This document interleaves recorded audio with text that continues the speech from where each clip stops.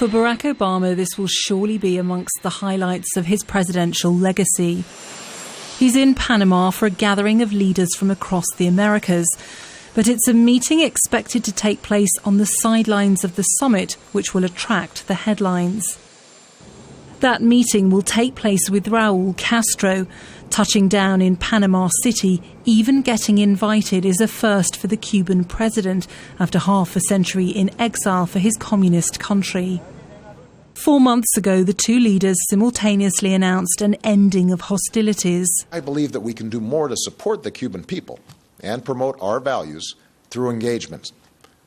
After all, these 50 years have shown that isolation has not worked. Already, the US Secretary of State John Kerry has met with his Cuban counterpart. But it's a repeat of this, a handshake between Raúl Castro and Barack Obama, seen here at Nelson Mandela's memorial service that everyone is waiting for.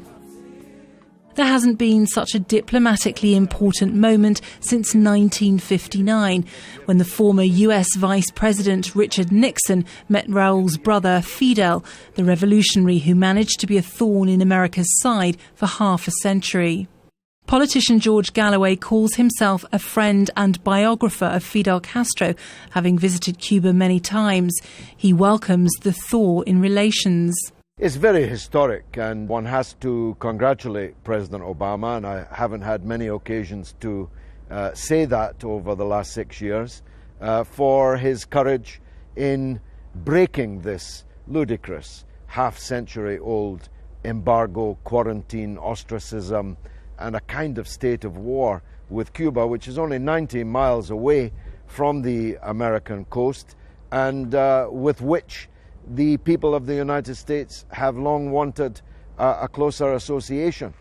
President Obama is also expected to remove Cuba from a list of state sponsors of terrorism, a major step if ties really are to be rebuilt between the US and Cuba. Lisa Holland, Sky News.